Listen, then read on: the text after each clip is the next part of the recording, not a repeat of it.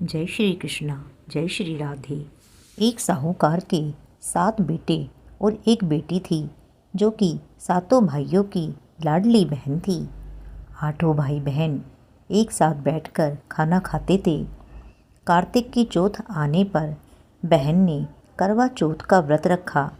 जब सातों भाई खाना खाने आए तो उन्होंने बहन को भी खाने के लिए बुलाया।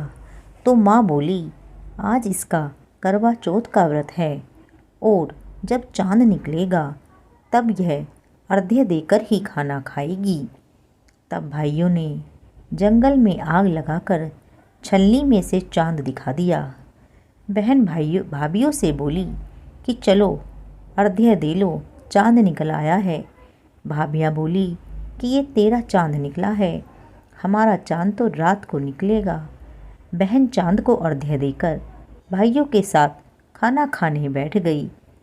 पहला टुकड़ा तोड़ा तो बाल निकला, दूसरा टुकड़ा तोड़ा तो छींक मारी, तीसरा टुकड़ा तोड़ा तो राजा के घर से बुलावा आया कि राजा का लड़का बीमार है, जल्दी भेज दो। माँ ने लड़की के पहनने के कपड़े निकालने के लिए 3 बार बक्सा खोला, किंतु तीनों बार ही सफ़ेद कपड़े निकले।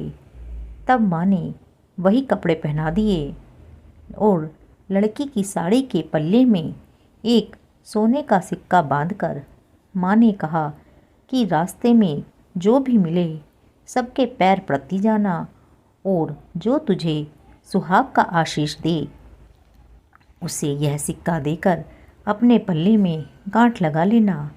रास्ते में किसी ने भी पैर पड़ने पर सुहाग का आशीष नहीं दिया और सबने यही आशीष दिया, ठंडी हो, सब्र करने वाली हो, सातों भाइयों की बहन हो, अपने भाइयों का सुख देखने वाली हो।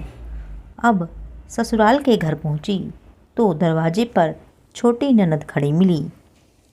बहन उसके पैर पड़ी तो ननद बोली, सीली हो, सपूती हो, 7 बेटों की माँ हो, मेरे भाई का सुख देखने वाली हो। यह आशीष सुनकर उसने सोने का सिक्का ननद को दिया और अपने पल्ले में गांठ मार ली। अंदर गई तो सासू जी ने कहा कि ऊपर कोठरी है, वहाँ जाकर बैठ जा। जब वह ऊपर गई तो उसने अंदर जाकर देखा कि उसका पति मर चुका है। अब वह उसे लेकर उसी कोठरी में पड़ी रही और उसकी सेवा करती रही। उसकी सास दासियों के हाथ बची कुची रोटी भेज देती।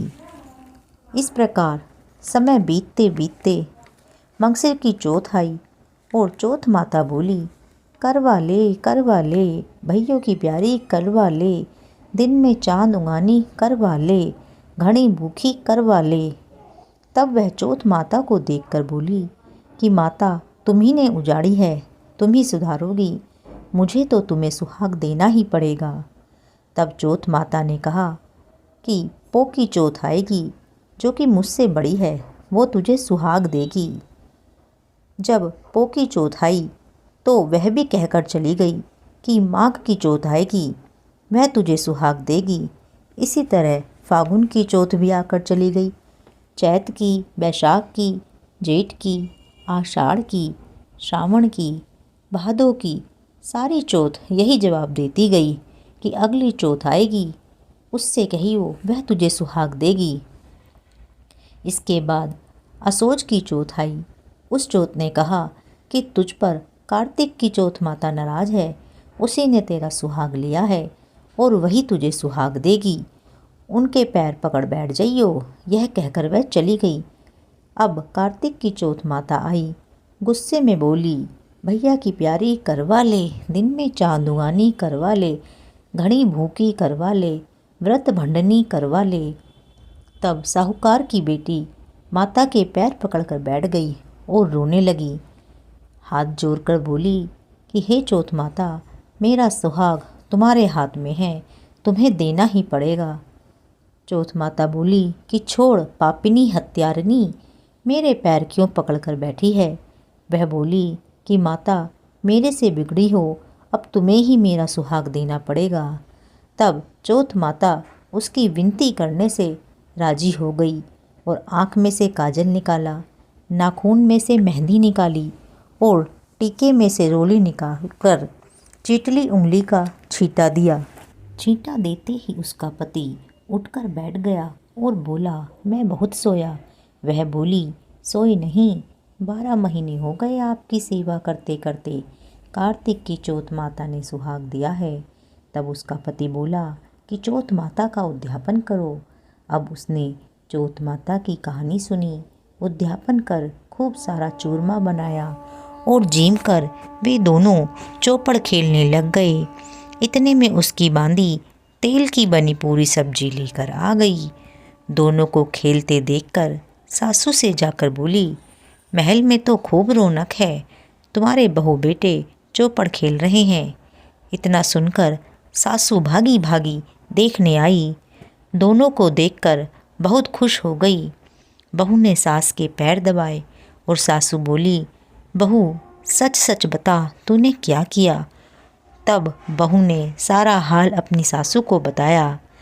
तब राजा ने सारे शहर में ढिंढोरा पिटवाया कि अपने पति के जीवन के लिए सभी बहनें करवा चौथ का व्रत करें। हे चौथ माता, जैसा साहूकार की लड़की को सुहाग दिया वैसा सभी को देना, हमें भी देना। कहते सुनते सब परिवार की स्त्रियों को भी सुहाग देना। बोल चौथ माता की जय। जय श्री कृष्णा, जय श्री राधे।